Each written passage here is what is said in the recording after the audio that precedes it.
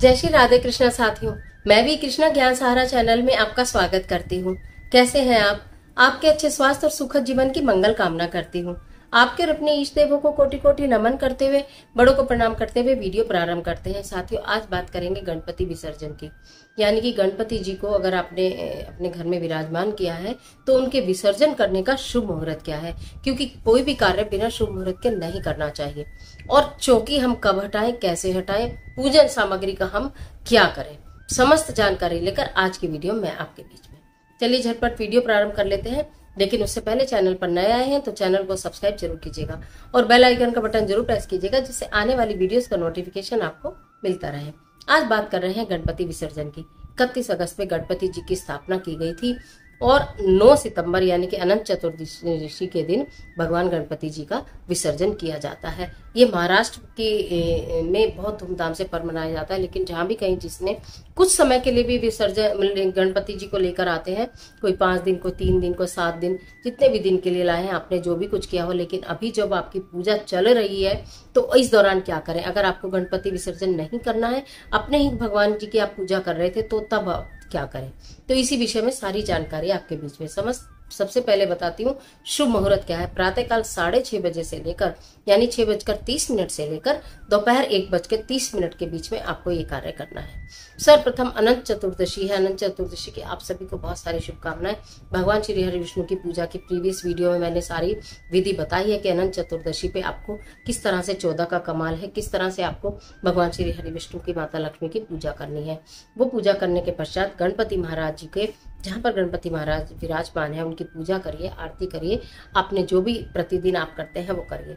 उसके पश्चात चावल और थोड़े पुष्प डालकर सर्वप्रथम गणपति भगवान को वहां से ले लीजिएगा। गणपति महाराज को वहां से लेकर, और जो लेने की विधि आपको पता ही है कि उनकी पीठ आपके यहाँ होनी चाहिए, उनका मुख बाहर की तरफ होना चाहिए।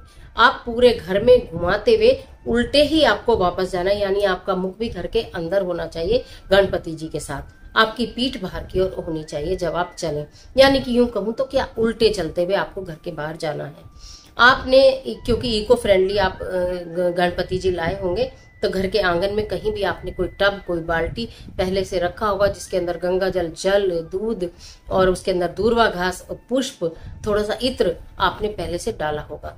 वहां पर ले जाइए। ढोल बजे, नगाड़े बजे या ना बजे, घंटी बजे, गणपति बप्पा मोरया का उद्घोष करते हुए आपको वहां पर गणपति महाराज को लेकर जाना है।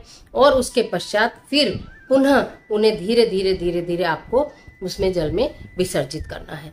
वो जल में विसर्जित होंगे, यानी कि वो जल में विलय हो जाएंगे, यानी कि वो घुल जाएंगे, और फिर वो आपके घर की क्यारियों में जो पानी डलेगा वो वहीं महकेंगे, यानी कि आपके घर में ही रहेंगे।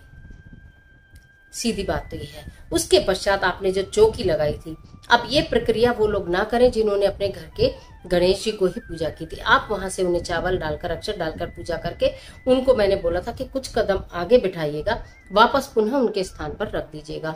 अब आपके पास जो चौकी है उसके ऊपर पीला कपड़ा बिछा है, उसके ऊपर अष्टदल कमल भी बना होगा, उसके ऊपर पान के पत्ते भी होंगे, वहां पर दूर्वा घास भी होगी, वहां पर पुष्प भी होंगे, वहां पर आपने कुछ फल चढ़ाए होंगे वो भी होंगे, आपने कुछ गुड़ इत्यादि का भोग लगाया होगा वो भी होगा, बहुत सारी सामग्री होगी। और जो कलश के अंदर आपने सिक्का डाला है, सामान डाला है, वो भी होगा।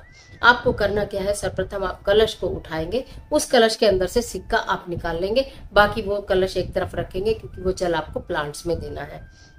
जितनी भी कुल सामग्री है, पीला कपड़ा और पैसे छोड़कर बाकी कुल सामग्री को, कोई इधर उधर कोई सामान जमीन पर, पृथ्वी पर ना गिरे, किसी थाली में, किसी कपड़े में आप सारी सामग्री एकत्रित कर लीजिए, जो भी आपने वहां पर पूजा में प्रतिदिन चढ़ाई थी।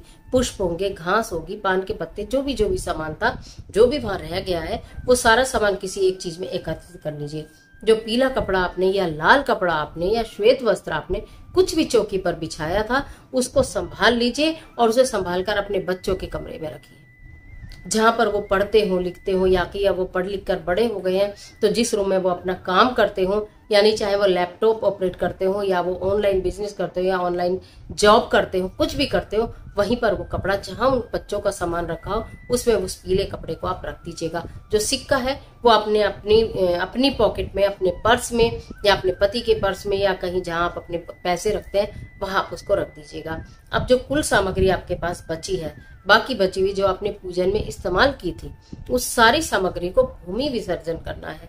यानी कि अपने घर के बाहर जो आपने क्यारी बनी हुई है, अगर आपका कोई किचन गार्डन बना हुआ है वो नहीं है तो फिर कहीं दूरी जाकर किसी पेड़ के नीचे, किसी नमी में या किसी गार्डन में, किसी बगीचे में थोड़ी सी जगह बनाकर थोड़ी गहराई में वो सारे सामान को आप वहीं भूमि में विसर्जित कर देंगे और उसके ऊपर मिट्टी से उसको ढक देंगे। जल को आप किसी भी पौधे में विसर्जित कर सकते हैं। तो इस प्रकार गणपति विसर्जन को आप करेंगे। अगर आप इस प्रक्रिया को गणपति जी अपने घर में रखेंगे तो भी आप इस प्रक्रिया को इसी प्रकार करेंगे कि जो भी आपने पूजन सामग्री चढ़ाई है उसको आपको भूमि विसर्जन करना है। क्या आपको अपने घर में रखना है, क्या आपको भूमि विसर्जन करना है, मैंने आपको बताया। अगर आपको गणपति जी को भी विसर्जन करना है तो उसका तरीका भी मैंने आपको बताया है कि आपको किस तरीके से करना है।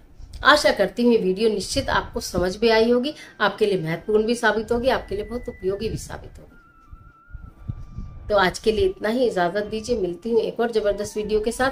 तब तक हंसते रहिए, मुस्कुराते रहिए, अपना और अपने अपनों का ख्याल कीजिए। वीडियो अच्छी लगे तो लाइक कीजिए, जितना चाहे उतना शेयर कीजिए। कमेंट बॉक्स में ओम श्री गणेशाय नमः लिखना बिल्कुल मत भूलिए।